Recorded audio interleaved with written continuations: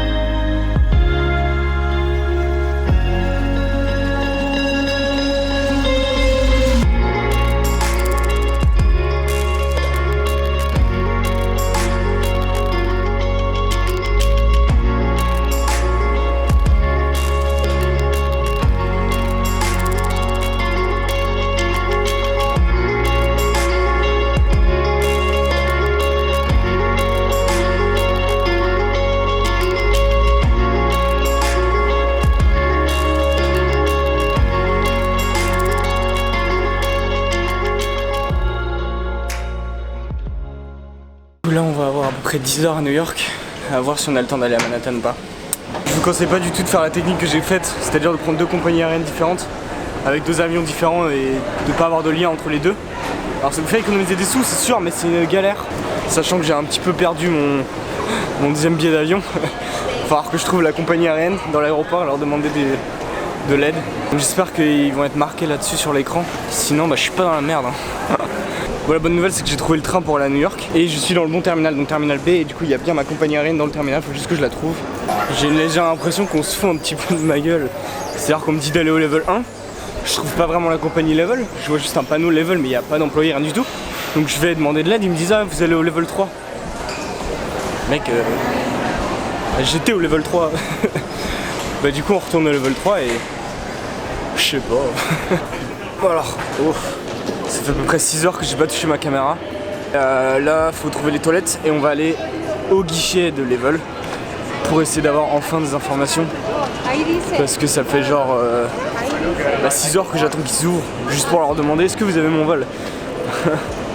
En gros, pour vous expliquer ce qui s'est passé, j'avais mon vol de retour en France, de retour à Paris. Et le truc c'est que quand j'ai voulu passer le check-in pour mon vol, ils m'ont dit en gros ma réservation avait été annulée pour des raisons qui sont encore obscures. Et le problème c'est que je dois quitter le territoire américain, donc j'avais pas trop de solution. Heureusement ma soeur m'a dit bah attends je t'envoie mes coordonnées bancaires, tu vas acheter un billet parce que voilà. Et du coup j'ai commencé à me battre avec la compagnie aérienne en disant mais non mais vous pouvez pas me faire ça, blablabla, blablabla, vous devez fixer le problème. La meuf elle s'en foutait, elle m'ignorait. Du coup je suis allé à l'immigration directe et je leur ai dit mais les gars qu'est-ce que je dois faire? Parce que j'ai pas envie d'être illégal. Ma situation c'est que je dois quitter le territoire américain dans moins de 20 heures. Qu'est-ce que je fais? Le mec il m'a dit, super sympa, il m'a dit essaie même pas de te battre avec la compagnie aérienne parce qu'ils s'en foutent de toute façon. Eux ils vont rien y faire. Mais prends le premier avion possible pour rentrer en France, pour être dans la légalité et après tu pourras les poursuivre en justice si tu les veux ou blablabla. Du coup je sais pas encore ce que je vais faire, mais du coup j'ai pris un autre vol qui m'a coûté à peu près 500$. Oui, ça pique énormément, que je vais devoir rembourser à ma soeur forcément. Voilà, et c'est les aventures qui continuent. Du coup c'était bien la merde, j'ai bien stressé. Et c'est toujours autant pourri en fait de quitter les États-Unis. J'ai toujours en fait ça va, mais il y a des moments aléatoires où je vais juste vraiment genre perdre mon sang-froid et commencer à avoir super peur et me dire merde enfin il y a juste un moment où en fait je vais pas bien du tout et c'est juste aléatoire et c'est juste pourri. Bon alors quand vous avez 30 heures de voyage, 3 avions, 1, 2, 3, 4 aéroports, rentrer dans le dernier avion c'est la libération en fait.